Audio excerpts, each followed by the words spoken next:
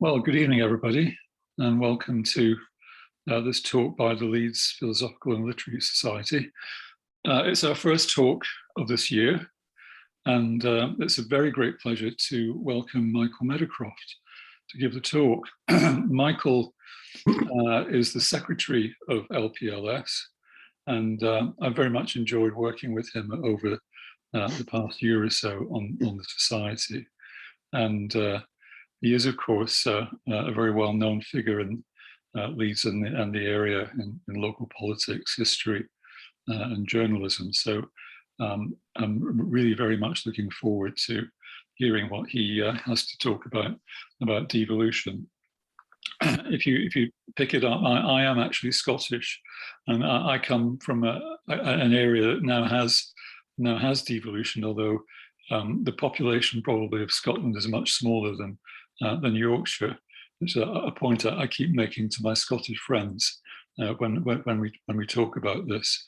And I guess that there are whole areas of England that would be ripe for devolving powers, and at the moment, central government doesn't seem to be making a great smash with everything now. So maybe the time for devolution is finally coming. So very, very interested to hear what Michael's going to say about this. And I'm going to hand over to Rachel Unsworth, our events secretary, who's going to introduce Michael. So over to you, Rachel. Thank you, Eric, and welcome, Michael, and thank you very much for stepping in to help us when I'm just going to mute something else. When our previous arrangement fell through. So Michael was born in 1942. He says he doesn't mind at all this being known, that he's just about to have another big birthday, and he says all contributions of red wine will be well received. So he joined the Liberal Party when he was nobbut a lad, only 16 years old, and he served as a city councillor, as a county councillor, and then for a few years in the 1980s, he was a Liberal MP for his part of West Leeds. And so he's got experience of government at all these different levels, and has also helped in countries around the world on setting up the mechanisms of democracy and advising on what should happen at which levels and how. So we look forward, Michael, to hearing what you can tell us about the pros and cons of organising Yorkshire in a different way, the various ideas. So I'm going to pin Michael now and mute myself and hand over. So, well, thank you very much, Rachel.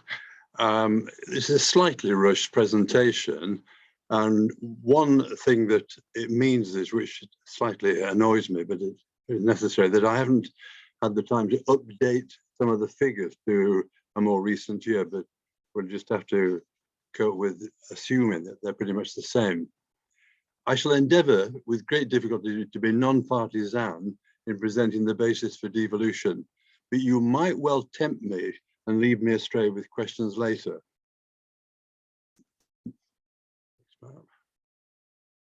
Now, I want to start with this map because it's from the Yorkshire Riding Society website, and it shows the 5 areas of Yorkshire that were hived off at the local government reorganisation in 1974. At the bottom left, you'll see the area of Saddleworth, which is composed of a number of villages with wonderful names like Diggle and Dog Cross and Uppermill and so on. And that was taken off into Greater Manchester. Then further up, you have the town of Barnelswick and Earby, which curiously went into Lancashire. I might tell you that when I was in Parliament, the Member of Parliament for that area was John Watson, brother of the redoubtable Victor, which many of you have heard no doubt speak of on many occasions. And John was speaking about the strike that was going on in Silent Night in Barnelswick. And he said, before this was taken out of Yorkshire and moved into Lancashire, at which point I intervened and said, are you really saying that at the stroke of a bureaucrat's pen, we can lose part of Yorkshire. Oh, no, no, no, I'm not saying that at all, but he said that's, I'll go back and say it's still part of historic Yorkshire. Further up, you have the town of Sedbergh, one of England's towns of books, and that has taken off into Cumbria, as was the rural area at the very top. Then on the top right, you have a whole chunk of Yorkshire that was taken off into Cleveland. You have Middlesbrough itself, you have Redcar at the top, you have the seaside towns of Saltburn and Mask and places like that went. Now, all these are part of the historic Yorkshire and the One Yorkshire that we regard as being part of the entity of what we talk about. There are some organisations which still look at the whole of Yorkshire. For instance, the Yorkshire County Cricket Club, vicissitudes and all at the present time, but that regards Middlesbrough still as part of Yorkshire. You've got the Great Yorkshire Show, which covers all the different parts. We would still have Yorkshire Water Board, for instance, had it not been privatised at a previous Conservative administration. Also beset by problems, we have Welcome to Yorkshire, which again regards Yorkshire as being the great county. Then we have the sum total of the national parks, and of course, the late lamented Yorkshire Bank, formed in 1859, and to retain which I fought a rearguard action in vain with Virgin Money. Then we go on to the 1577 Saxton map of Yorkshire, where at least it shows the three ridings, the three heavy lines, with York there stuck in the middle, all out there on its own. Here, I know here we have this evening Colin Speakman, eminent Dalesman, born in Lancashire, but like so many came to Leeds University and stayed. Colin wrote a splendid chapter for a book on Yorkshire devolution that I co-edited. He talks in this chapter about Yorkshire's natural geological boundaries were set out and mentioned in a book by John Phillips in 1829. You have the sea coast and the Humber estuary to the east and the south, the Pennines to the west, and the Tees Valley to the north. So the boundaries of Yorkshire are not at all artificial, but are part of a natural geological mapping out.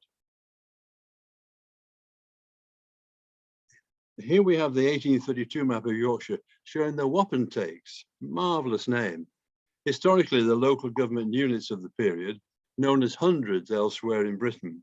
I often used to wonder years ago how we still had the names of courts, which were so odd, like Agbrigg, Claro, and Skyrack. And I discovered that they are the names of the Wapentakes, which have been carried on in the names of some of the magistrates' courts areas. And so they do have still the historical connection. Now, why do we need devolution? What I want to start with is the destruction of local government. Leeds and other county boroughs in 1948 reached the apogee of local government. We had city council responsible for gas, electricity, transport, water, the local hospital, most social security, further education, some higher education, the ambulance service, police and fire. All these services have been taken away from local government, no longer part of it. So when you say why we don't have more better people coming forward for local government, one reason is that there's very little now that the local councils are responsible for. There were other curious local services at that time. For instance, until 1981, Hull City Council ran its own telephone service outside the GPO. The GPO itself was nationalised way back in 1910 by a Liberal government of that time. We go on.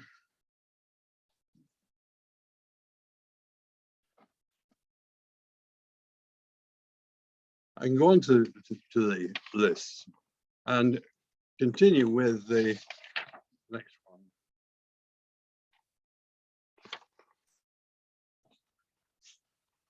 Next screen.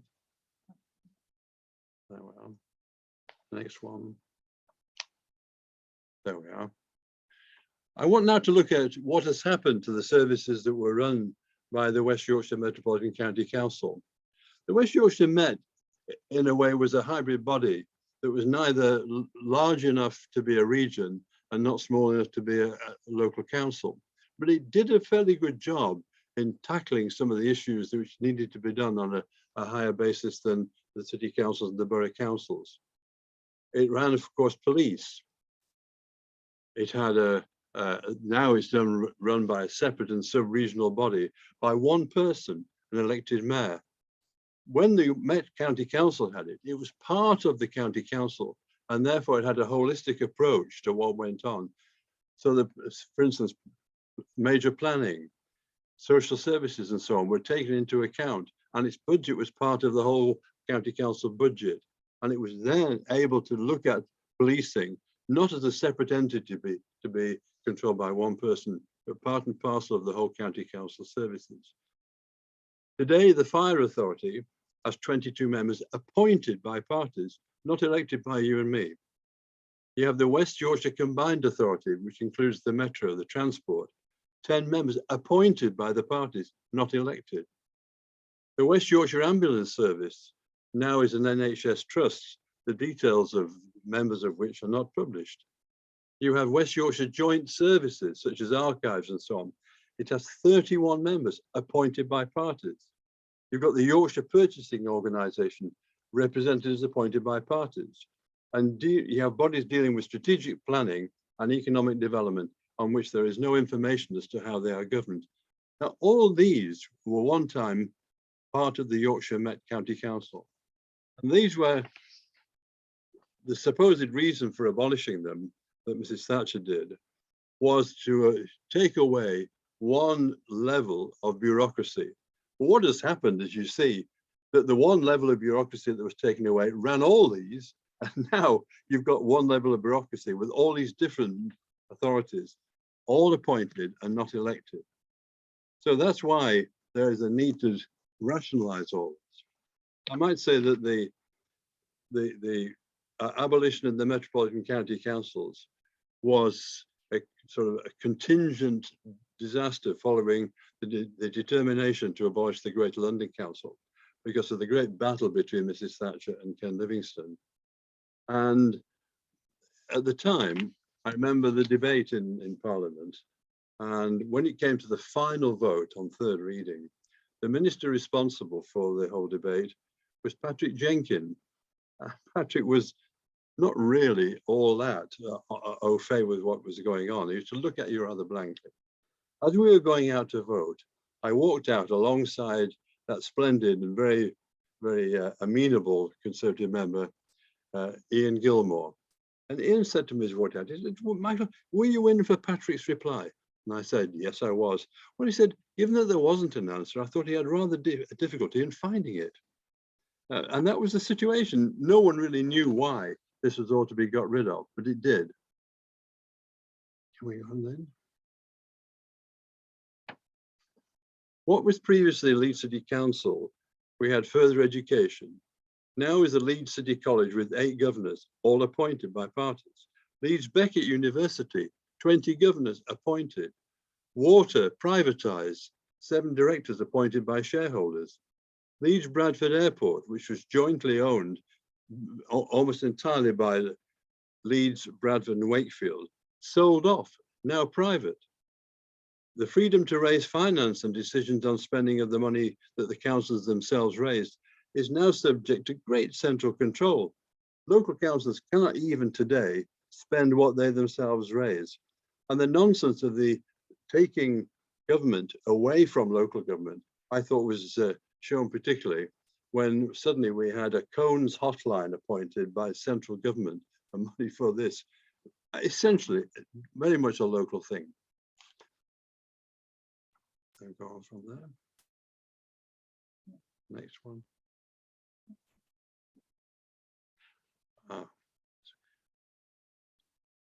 And where we had the city council running gas and electricity in 1948, these were nationalized and then of course later privatized. Again, they have directors appointed. Social Security is now entirely central government with no discretion at all to local bodies at all, local boards. Schools even, which was education was the most expensive of all local government services, most schools have moved or being moved to academy status, run directly by central government, with governors appointed by central government. We have large numbers of council houses, again, another local city council service, sold off with no influence from city council. They have no choice at all and no discretion in the matter.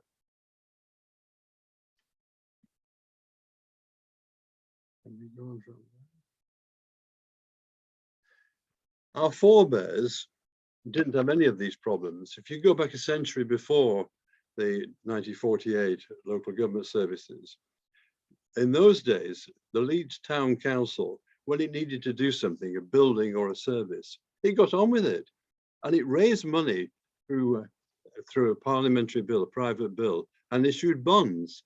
So when in 1847, Leeds decided it needed a new prison, it built it at a cost today of 4.75 million. 1858, the Leeds Town Hall they needed. Today's cost would be 15.5 million. They built it. 1852, we had the establishment of a water supply in Leeds. That great man, John Hope Shaw, a man of great vision, realized that you couldn't continue just to pump water up from the river Aire, into which all the local factories tipped everything. And I recall seeing that when they had just done a pumping into the reservoir in Albion Place, there was a notice in the paper saying people of Leeds are advised not to drink it for a little while until it settles. So bad it was. But that he came forward realizing you had to bring water into Leeds from the north. And he went to the town council with this scheme. And he said, you can either be private, it could be hybrid, private and municipal, or it can be municipal. And they said, it's municipal. The today's cost would be 32.5 million. And it's to that establishment from 1852 that bit by bit, we owe the development of Swainstead Reservoir, Thrushcross and the others to the north of Leeds. Roundhay Park became available to purchase in the 1880s. I see Eve Bradford is here amongst us. She knows full well and can tell you a lot more than I can about it. But the point was that they suddenly realized when they were going through with this, that Roundhay and Roundhay Park was outside the then boundaries of Leeds, and they hadn't got the legal authority to purchase it.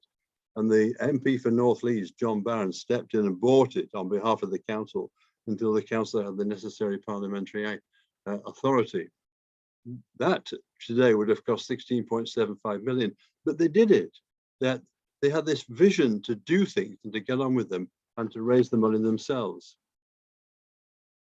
So you have a history of independence, a history of local government, and a history of things which are on a larger basis than purely the city council, all now gone and replaced by appointed bodies. Now, devolution is arguably necessary for a democratic country. In other words, democracy depends on elected bodies at the different levels needed for the delivery of services. Also, arguably, one should begin at the lowest and most obvious level, local self-government.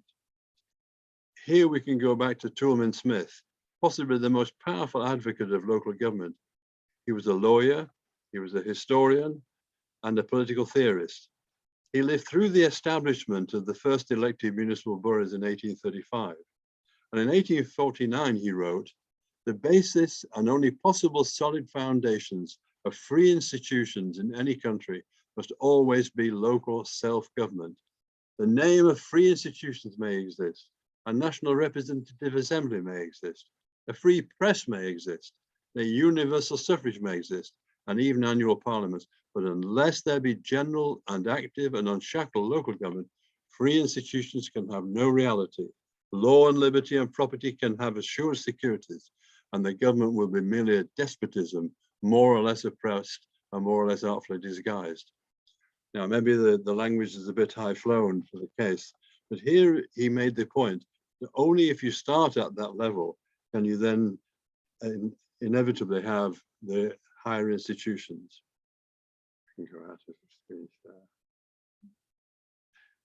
We do, of course, below the city council and so on, we have elected parish councils. We have some 30 parish councils in Leeds, but in May 2008, we saw a particularly important new parish council established, and that was the parish council of Old Woodley. Now, why is that important? Because it's the first parish established within the old county borough. It's not yet fully followed, but why not? Why is there a town council for Morley and a town council for Wetherby and for other places, but not one for Pudsey? Seems very strange. You can, as the people in Old Woodley did, petition and get the appropriate legal authority to establish a council. And it is strange to my mind that others have not done the same thing. I come now to finally to the basis of the case for One Yorkshire. The first image here shows the population in the Yorkshire sub-regions. Yorkshire has a difficulty in that it is not like other local areas, other regions, in that it has not got one centre. There's Birmingham, there's Manchester, and there's Liverpool has. It has a number of important towns, some larger and some smaller, but they are not necessarily all looking to the same centre. In other parts outside West Yorkshire, of course, you do have more of that. Sheffield is very much the centre in South Yorkshire and holding the East Riding. But you still have to look at the different populations and see what the best solution is for the whole area. My view is that the best solution would be to have a One Yorkshire establishment of a region, which is then able to have below that the different sub-regions or the different city councils with the necessary powers. But unless you have the top body, you cannot then compete with national government. Eric was saying at the beginning that he thought Scotland was much smaller than Yorkshire. It's not that much smaller. Scotland is just over 5 million. And you see that Yorkshire and that bit of the Humber, which comes into the administrative region, is almost 5.5 million. And there you have the different breakdown. What you do have, of course, is a different enforced solution to this that comes from the government. We have, for instance, from the government, the absolute curious situation that is apparently in favour of devolution, but will not let the bodies to which devolution is going to go decide on what the devolution should be. So you're not allowed to have One Yorkshire. Devolution in the name of the government has to be West Yorkshire, it has to be South Yorkshire, and now it's proposed that North Yorkshire should be one unitary authority stretching from west of Ingleton on the west, right through to south of Scarborough, right down south of Pontefract in the south, and almost up to Darlington in the north. And the great historic boroughs of Harrogate, established in 1884, and with a population of 160,000, of Scarborough, established in 1835, with a population of 106,000, are going to become parishes, and their incorporation and their charters mean nothing in the future if you have that one single authority.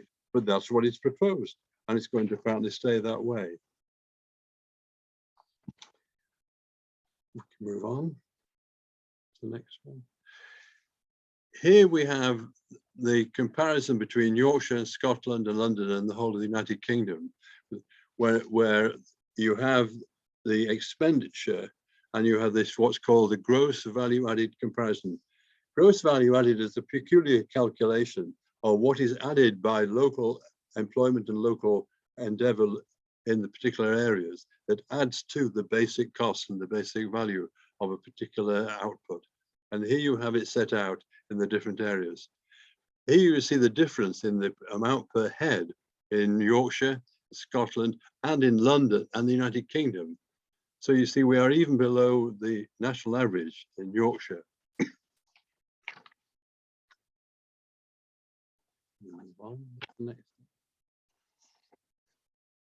The next slide we have shows the expenditure per head by the government in the different countries and regions. And you see that again, the expenditure in London is way ahead of what it is in Yorkshire. It's way ahead of all the different regions, bar what Scotland does for itself and Wales does for itself, by the devolved administrations they have in those areas. And again, it shows that the stress that is away from the regions outside London and the devolved parliaments we already have. If we only had the One Yorkshire solution, you would then have the possibility of raising its own resources and being able to compete at the same level with the other areas. The the other key point about having One Yorkshire is that 20% of Yorkshire is defined as being rural. Most of that, of course, is in North Yorkshire. Now, if in fact you have them separated out and you have a separate council for North Yorkshire as opposed to One Yorkshire, the danger is that the rural minority in the region will be disregarded because it will not have a voice at the main centres of population and decision making. And you have to, I think, be very careful that we don't have a policy for the whole of the region determined by the cities and by the urban areas and not taking into account that 20%.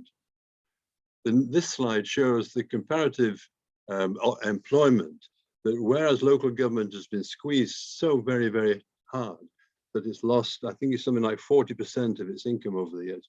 And therefore the diminution of services for which the central government doesn't get blamed, only the local councils get blamed. And there you have, but the employment in central government has risen in comparison to what is going on locally. That, by the way, comes from a very good report published just recently by the Institute of Public Policy Research in the North, called The State of the North 2021-22, and it's available online. And I think it's a very good and very worthwhile report, which would well repay being read in detail. Let me just come on from there. Yeah, I come on from there. The issue of elected mayors. This is something the council again is very strong on and wants to keep on going. The problem with elected mayors is that they may well be, the way they are set up, may well ensure that there is a conflict between the mayor and the elected body beneath that. If there's one person only in charge of all these authorities, what's the point of having the city council? A former leader of Leeds City Council, Keith Wakefield, when dealing with the question of mayors, he said, I will not stand as mayor because I totally disagree with the principle of the idea. It is totally inappropriate for the city of Leeds and any other place other than London, where its many local authorities do need a symbolic figurehead to represent their interests. Leeds isn't London. It is madness. What people want to see is that a person understands the city. There's a real danger we could end up with a celebrity standing as mayor, which could be disastrous for Leeds. An elected mayor would not be held to account by the council. To make them head of paid staff is just completely confusing. To find the right page, is completely confusing the role of politician and council officer, and it will end up as an almighty muddle of accountability. That's the danger of it, to have one person given the authority without the accountability and checks and balances of an elected authority has a lot of problems to do with it. The other point is, I don't know whether you've thought of it, but to have the elected head of the majority party as being the spokesperson for the region, the person is then capable of being got rid of if the council members decide they're not doing the job properly. It has happened in city councils in the area that the leader of the majority party has been replaced. With the elected mayor, you can't do that. The elected mayor is there right through the whole period. And as was the case that we've seen in Doncaster, the conflict between the mayor and the council was very impossible to resolve and became a real difficulty over the years. What about a federal system? Scotland had an advantage in arguing for its own devolution in that it had retained its own legal system and its own educational system. Wales has a sizable minority speaking its own Welsh language, which in fact now is taught everywhere in Wales. Yorkshire's great strength, its financial resources, its sense of community, but otherwise has got nothing immediately identifiable in the same way. Now, I think the government is fearful of a regional body that's stronger than Scotland. Hence, the policy is to divide and rule.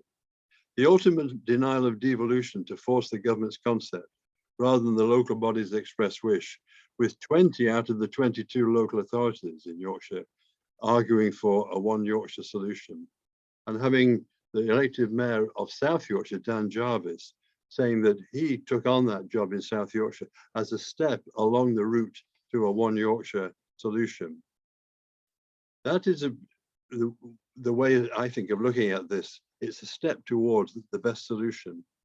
I think also that we have to be aware of what happened in 2004 in the referendum proposed by John Prescott on regional devolution in the northeast. It was not devolution at all. The powers for the proposed regional authority were actually being taken up from the local councils, not down from central government. And even I, as someone very keen on regional devolution, would have voted against that proposal. There's no need for uniformity. Other regions may wish to have city regions, or Wessex or Mercia or whatever. But the great besetting sin of English administration is to believe you have to have uniformity. What goes to one has to go for all. It need not be like that. If you were to compare United Kingdom, say, with Germany, the German regions are of massively different size.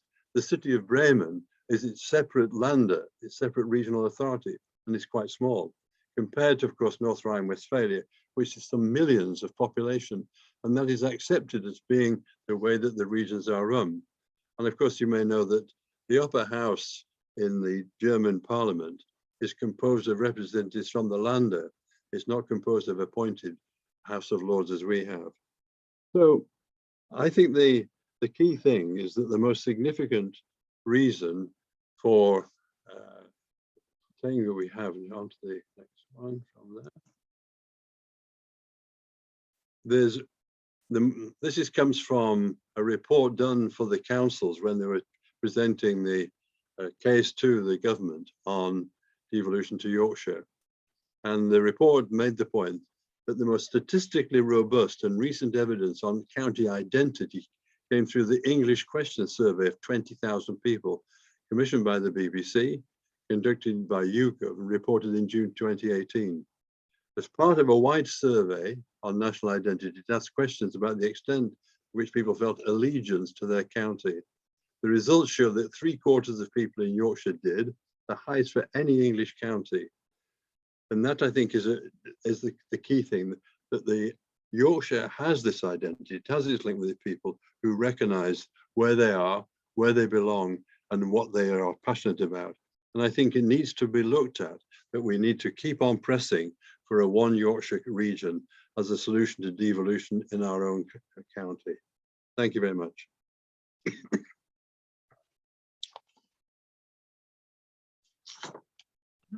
Rachel will take it back, I said. We go back to you, Rachel, I think. Go ahead, go back to it. Thanks very much, Michael. That's a great talk, and lots of information there and lots to think about. I'm sure that we have got a lot of questions. Rachel and I will deal with questions. You can write questions in the chat and we'll read them out, or you can put your hand up, whatever you like. So, Michael, can I start maybe? And I mean, just following on from Scotland and Wales. I mean, I mean, in Scotland, of course, the nationalism question is probably blots everything out at the moment. But I mean, how do you judge devolution working in Scotland, for example? Well, it works well in the sense that the elected government can be replaced. And you have the power to do that every time there is an election for the Scottish National Parliament. It is quite possible to do that. The fact that the Scottish Nationalist Party has won a majority, latterly with the support of the Green Party, is part and parcel of the proportional representation. If it can win a majority on that basis, good luck to it.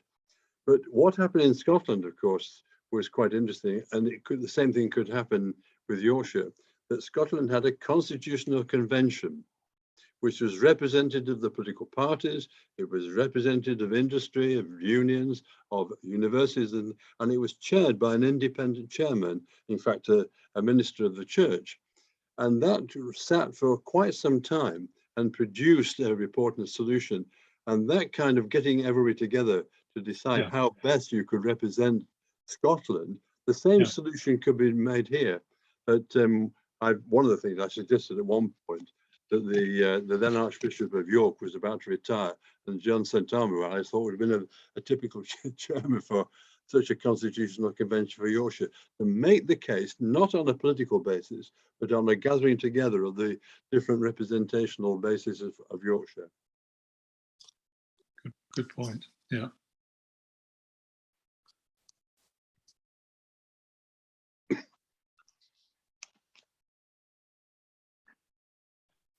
Oh, stunned you all. There's a Kirsten is just saying interested in the comparison to Germany.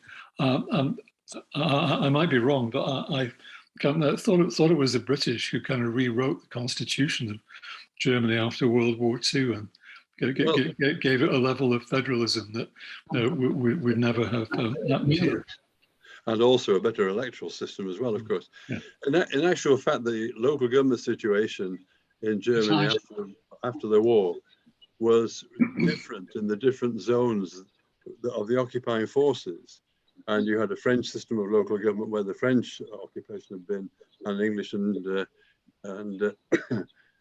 American as well. And I, having done various visits to Germany, I've been very interested to find that they've kept up that. And the different systems of local government have continued ever since then. And the diversity of that, I think, is very good. Again, I don't see why you should have a uniform system everywhere. Yeah.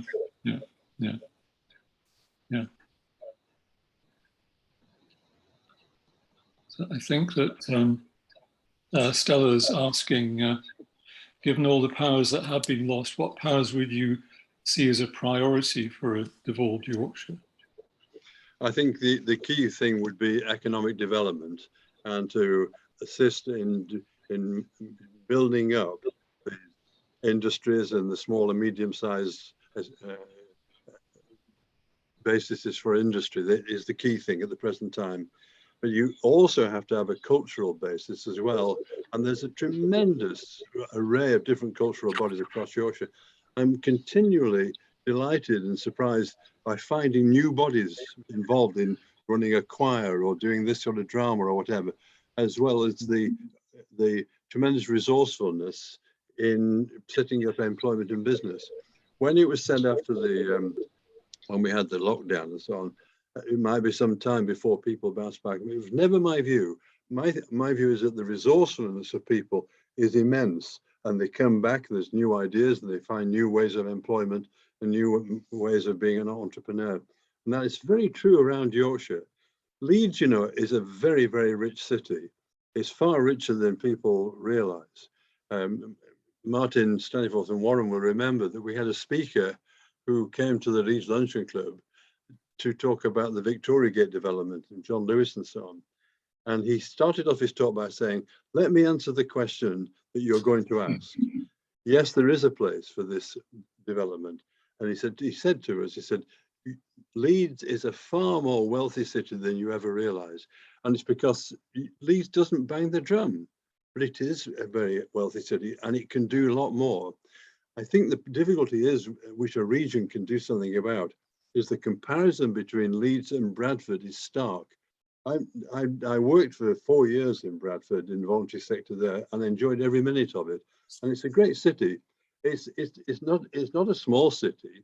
Bradford, I think, is 640,000 population and is the 7th largest city in Britain. It is cut off from direct transport links to major cities. It is because it was essentially a one industry city, one textiles, and when the wool industry started to diminish because of competition coming in from South Asia and so on, it didn't have the cushion of other industries to come back to, such as Leeds had.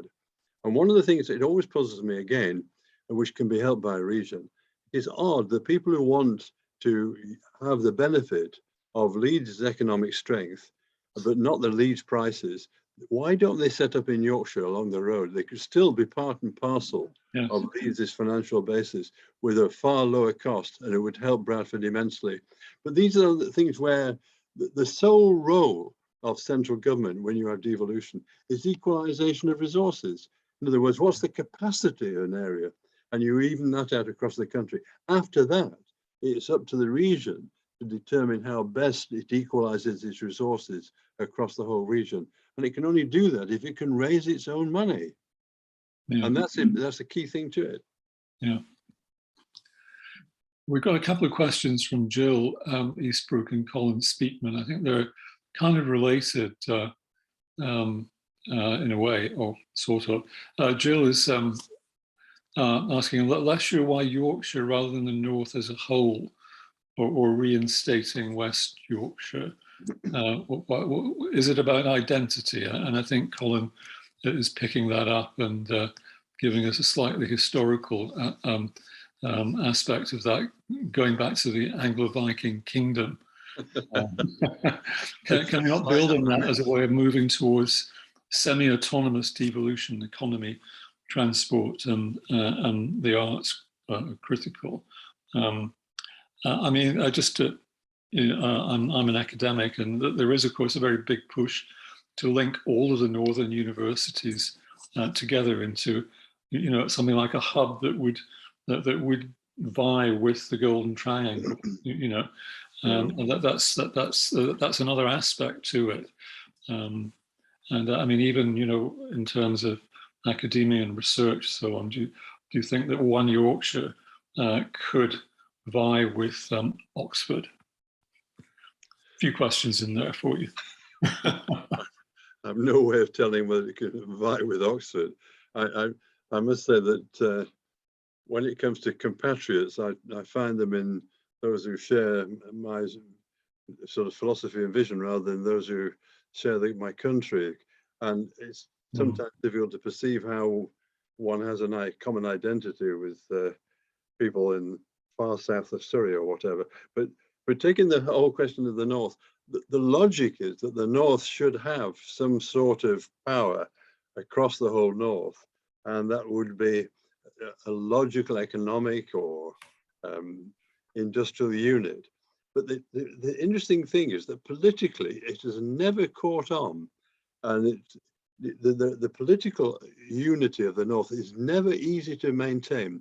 I don't know whether it is because of the Pennines or whatever that separate it, but it has never taken off. We had a council for the North. I recall that Roundtree Trusts funded a body that was based in the centre at Hebden Bridge, trying to do that whole argument, and it never caught on politically. And there is something about the psychology of it that doesn't actually appeal to making it a political entity. By all means, have the cooperation of the different strands to it, but I don't think it can really have a drive towards a council for the North in the way that people would set out. Michael, just following on from that point, I wonder if, I was quite involved with the Northern Powerhouse concept back in the noughties.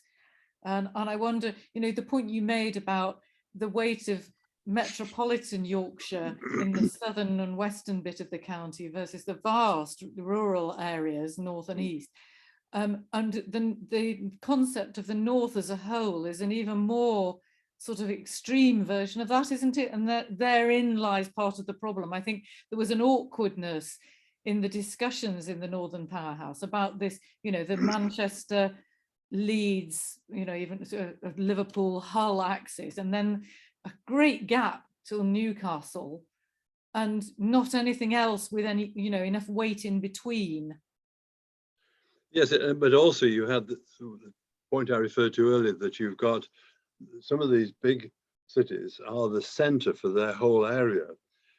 Manchester and Liverpool are the obvious examples where people look towards that centre. I mean, for instance, in the centre of Manchester, you have Salford, but who mentions that apart from people who are in Salford? But it is part and parcel that it looks towards that central point.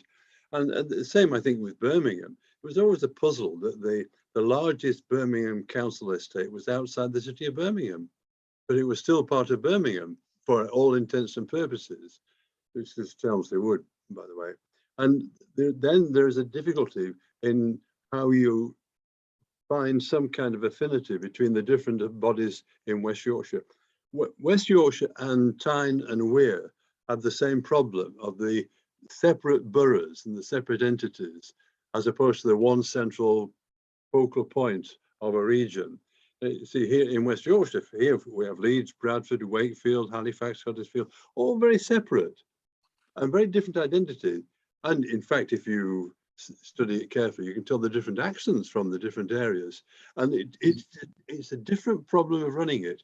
And indeed, with local government reorganisation, there was a proposal to have what was called a continuous county, to try to do that and have the separate bodies within what they call a continuous county. And they said the same for Tyne and Wear, where of course the competition between Newcastle and Gateshead is very visible, and people feel that. But I just say I know from my own party that it's tried to have some kind of political entity to organise across the north, and it's never got off the ground. And I think it is a psychological thing rather than being a particular logistical thing. And I think one just has to accept that. That is not to say that the whole business of transport links shouldn't actually be dealt with as a priority. The nonsense of the poor transportation across the north of England, it is a scandal, it really is. You know, the money spent in London on these things is just bizarre compared to the needs up here. I saw an article the other day, so a person being quoted as he was going back home to Leeds from his work in Bradford, and he was saying this 7 miles takes me 40 minutes just to get that one bit. I mean, and now, of course, Bradford is still not going to get a link to the main lines. It's going to be cut off. Yeah. The figures you put up about the graph showing the concentration of power and spending, and you know, in London versus the outside, you know, the devolved areas. It's just appalling, isn't it? The increasing concentration in London. Meanwhile, you know, talking about individualism and independence and small government, and you know, what's your reflection on a dozen years under a party that says one thing one way and is doing a completely separate thing? Or is this me tempting you to be partisan? You're leading me astray. Just let me just, I agree with you thoroughly, but I wouldn't enlarge on it from a party point of view. I just think that the solution lies in the hands of the public, actually. It lies in the hands of citizens to determine what they want to do. The trouble, partly the trouble is that the whole of politics has been demeaned and diminished in recent years. The expenses scandal exposed by the Daily Telegraph a few years ago, I think did great damage to the whole perception of elected representatives and their trust and respect. And it's hard to recover from that kind of thing. And again, nowadays with social media, every aspect of one's life is turned over. Everybody's got skeletons in the cupboard. Some of mine might be quite glamorous, I suppose, really, but nonetheless, who would want to go into elected bodies nowadays when you're going to have that happen to you? It's a real difficulty, actually. And I mean, quite apart from the fact that who's going to take a great diminishing of their pay by going into Parliament? I mean, when I was in Parliament, I thought I was extremely well paid, but the question is not whether the existing members are satisfied, it's whether you attract people to come into it if they're going to have to take a great drop in salary. That's another aspect of it. But the interesting thing is from London and the regions is that there, I think, an increasing number of people moving out of London to the north because of the better deals they will get. If you sell a house in London, you might have a fairly small house, a modest house in London. You can buy a much better house and nicer house up in Leeds, without a doubt. Certainly, if you come and live in Bramley, you can, I'll tell you that. But it is an interesting thing. And it was always said, and Warren will know this very vividly, that when the arguments were coming to take over the Grand Theatre, which was threatened with closure in 1971. And when it was proposed that Opera North should come to Leeds, the argument for having it was not because we would get X weeks of opera or whatever new. It was because it would add to the whole cultural attraction of the city, that people would come, oh, well, we've got this and we've got the other. And the only other point was to take it out of Leeds and go into some of the communities where they hadn't previously expressed any interest in opera, to say, look, this is what it's about, come and see it on the larger scale. And that is an attraction, and I find more and more people coming to do that. I come across people, as you no doubt do, who've moved out of London for these reasons, for a better life. So Ian Badgen is saying that devolution is a journey, not a destination, and getting it started is the important thing. And this constitutional convention that we were talking about earlier is a good case in point. So what do you think about that, Michael? How could you actually get the whole thing rolling? And Ian, please feel free to turn on your microphone and contribute if you like. There is still a One Yorkshire organisation which brings together the leader of the councils from different parts of Yorkshire, and in fact it meets tomorrow, and both Ian and I are members of this body.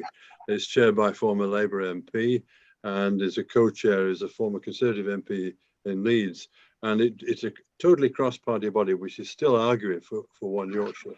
And one of the things that Ian and I have tried to do is to get them to take on board the concept of the Constitutional Convention, with a chair who has got a great standing, but not necessarily party political, and bring together the different forces. Then you may have some pressure which can express itself in terms of convincing the government that it has to do proper devolution. Right. Michael Bradford is saying, would York be the acceptable capital for a devolved Yorkshire? How would Leeds and Sheffield feel about that? So some of us think that York would be a good place to have Parliament, never mind Yorkshire. Yes. No, I think we have to stop being Leeds-centric in all these matters, frankly. When the West Yorkshire Met was set up, all the parties, bar the Liberals in Leeds, wanted to have Leeds as the centre for the Yorkshire Metropolitan County Council. And I was very much opposed to it, and I was delighted when we won the case and it was set up in Wakefield, and it took over the previous West Riding County Council building. And it was far better to have that and not have this terrible Leeds-centric dominating everything. There's no need for it. Yeah. I wouldn't mind going to York at all. No, I mean, I think York would be a very good centre for it. No. Eric, may I? Yeah, please go ahead. On the Constitutional Convention, this is an idea that we're taking inspiration from Scotland on. What the Constitution, there you may remember, devolution, the whole debate had run into the sand after a failed referendum in 1979. And eventually, a cross-party constitutional convention was set up under an independent chair, as Michael has said, and it toured the country. It took evidence, it held open sessions, and many of them were televised, in fact, and it produced a vision of devolution with a set of proposals that became the basis of the Scotland Act 1998 that set up the Scottish Parliament and the Scottish Government. Now, it doesn't follow from that having a constitutional convention would next day result would automatically lead to that proposal, but it could take us important steps along the road. And what